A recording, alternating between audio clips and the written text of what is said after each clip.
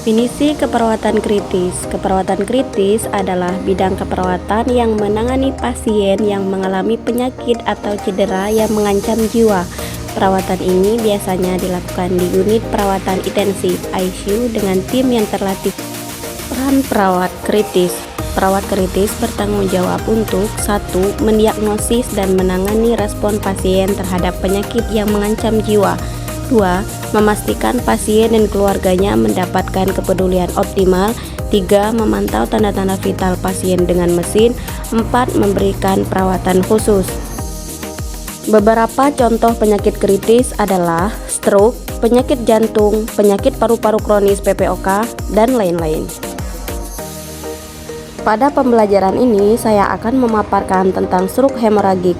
Stroke adalah keadaan di mana sel-sel otak mengalami kerusakan karena tidak mendapat pasokan oksigen dan nutrisi yang cukup.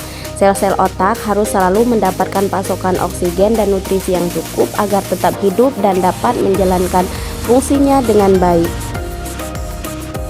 Stroke hemoragik meliputi pendarahan di dalam otak, intracerebral hemoragik, dan pendarahan di antara bagian dalam dan luar lapisan pada jaringan yang melindungi otak atau subarachnoid hemoragik.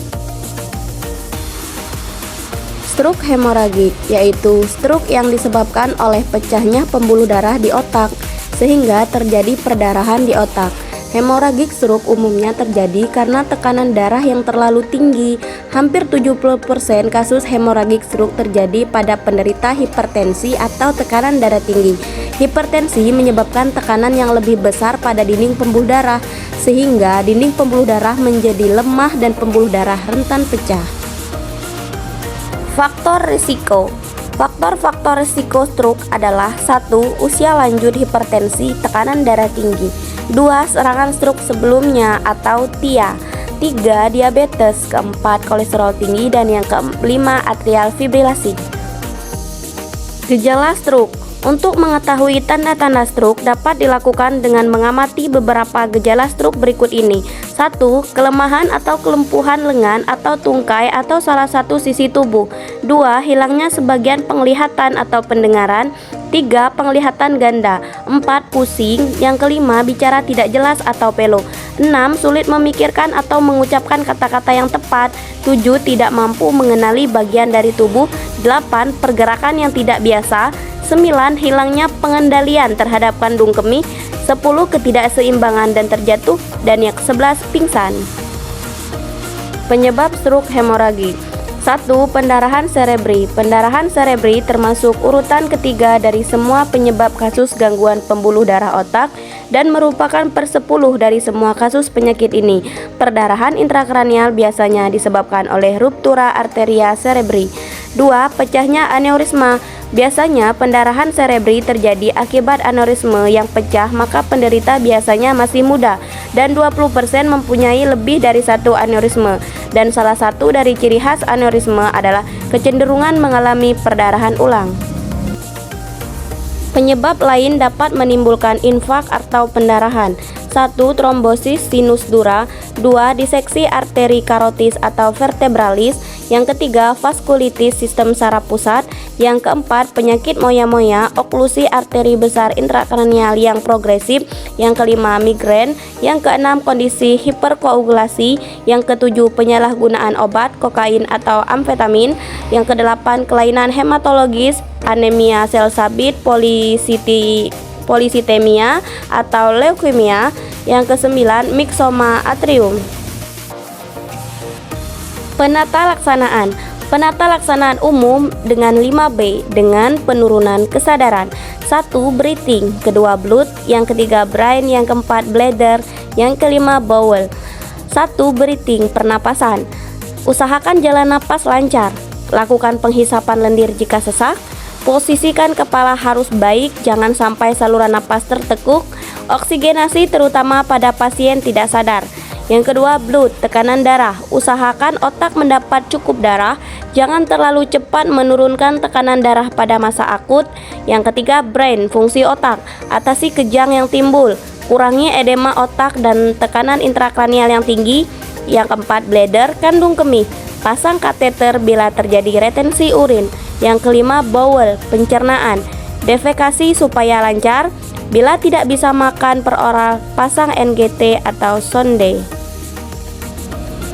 Berikut video animasi stroke hemoragik. Stroke terjadi ketika aliran darah di sebagian otak terbendung. Hanya dalam beberapa menit, sel otak yang kelaparan mulai berguguran. Normal anatomi dan fisiologi. Normalnya, otak mendapat darah dari pembuluh-pembuluh arteri utama yang bercabang menembus jaringan otak, yang terus-menerus menyuplai otak dengan oksigen, gula, dan nutrisi yang diperlukan untuk tugasnya. Hemorrhagic stroke. Pada stroke hemorragik, pendarahan tak normal mengganggu aliran darah normal. Misalnya pada stroke hemorragik intraserebral, pembuluh darah pecah dan menumpah darah langsung ke otak, sehingga mengganggu pemeliharaan jaringan. Pendarahan dan kekurangan darah iskemia, keduanya merusak jaringan otak. Stroke hemorragik subarachnoid terjadi ketika titik lemah pada pembuluh darah aneurisma pecah dan membocorkan darah ke ruang sempit antara otak dan tengkorak. Pendarahan bertekanan tinggi mengakibatkan kerusakan serius pada jaringan otak. Treatment of stroke.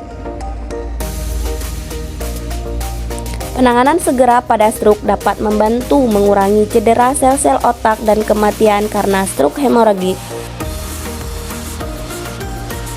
Operasi emergensi mungkin perlu dilakukan untuk memperbaiki arteri yang rusak atau mengurangi tekanan darah pada otak. Obat akan diberikan untuk mengembalikan aliran darah supaya normal kembali.